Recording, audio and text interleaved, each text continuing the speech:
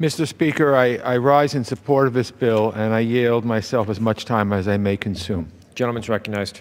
Thank you, Mr. Speaker. Let me start by thanking my friend and our chairman of the Foreign Affairs Committee, Ed Royce of California. He and I and our staffs have been working on this bill for most of the 114th Congress. This may be the last foreign affairs bill the House will deal with this year, and it's an appropriate capstone for this committee's work. Authorizing and overseeing the State Department is one of our committee's most important responsibilities. As the Obama administration comes to an end and we deal with the uncertainties of a transition in power, it's important that Congress help to set the tone for the future of our foreign policy. We need to do all we can to ensure the future of America's leadership role in the world. This bill is also long overdue, as the chairman pointed out. The last time the President signed a State Department authorization was in the year 2002. So much has changed since then, from the invasion of Iraq and subsequent rise of ISIS, to the ascendance of the Asia-Pacific in our foreign policy, to the growing threat of climate change. Think about the way terrorist groups use social media to recruit fighters and spread propaganda. This has become a major foreign policy concern. Yet the last time we passed a State Department authorization, Twitter and Facebook were still a few years from coming online. Imagine that. That's just one example. In nearly 15 years, countless issues have cropped up as new foreign policy concerns, and traditional areas of diplomacy and development have evolved. This bill will help the State Department keep pace with the changes. I'd like to underscore a few provisions in this bill that I think are especially important.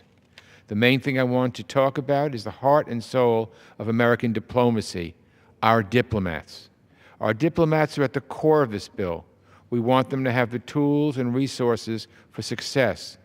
These men and women pursue a path of public service unlike any other, going to work, sometimes in dangerous places, as America's face to the world. Diplomats are our front line of international engagement, advancing our interests and building bridges of friendship and understanding. This is incredibly important work. It requires the right people for the job, people with the skill, training, and confidence to carry out their work. We need to do all we can to enable our diplomats to carry out diplomacy. They need to be able to get out from behind a desk and engage directly with cultures and communities, from government officials to civil society groups to everyday people on the street. So we've included provisions in this bill focused on the security of our embassies and proper training of our personnel. We need the best possible security for our embassies and diplomats abroad, and good security doesn't always come cheap. This bill says that when the State Department hires local personnel to protect our diplomatic facilities and staff, they shouldn't be constrained only to take the lowest cost bid. After all, the rule is generally true that you get what you pay for. And when it comes to the safety of our diplomats, we should be focused on quality in addition to cost. So we've included a provision that calls for the best value security rather than the lowest cost. There's a lot of value in keeping our diplomats safe, and I want to thank Representative Lois Frankel for her work on this provision. With this bill, we've also focused on improving the security of what we call soft targets, not typical diplomatic facilities, but things like schools and school buses for the children of diplomats abroad. It's also important that the State Department reflect who we are as a country. America is made up of people from all different backgrounds and perspectives.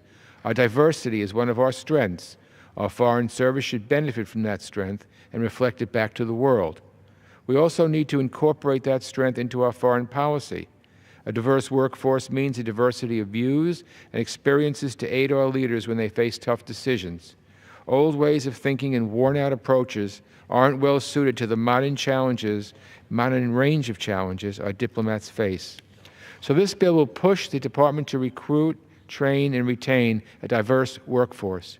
Reports tell us that the State Department has been slow to change in these areas, and so we want to give those efforts a shot in the arm.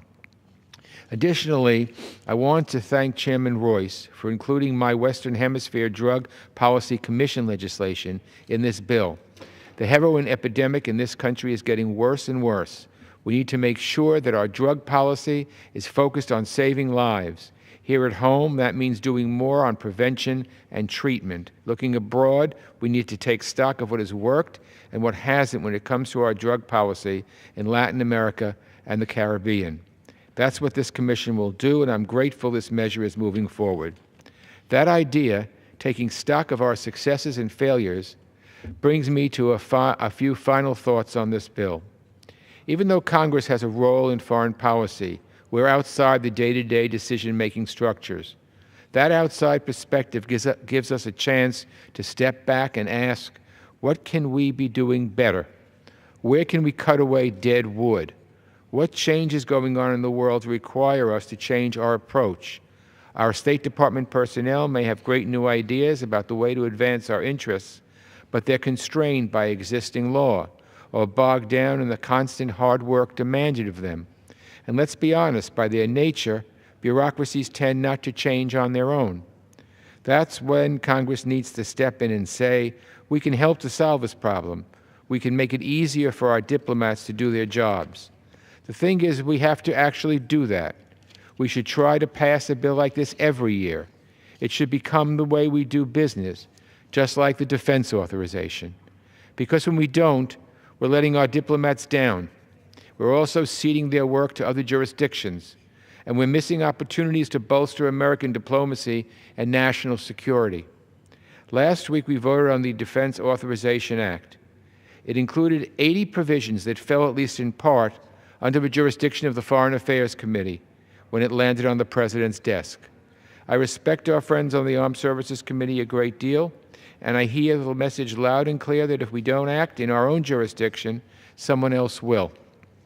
So I'm encouraged that we've made it this far on this bill. I hope it becomes a regular part of our committee's work, and that a year from now we're back here debating more good ideas about improving American diplomacy. For now, I thank the Chairman again. I'm glad to support this bill. I urge all my colleagues to do the same, and I reserve the balance of my time. The gentleman reserves. The gentleman from California is recognized. Thank you, Speaker.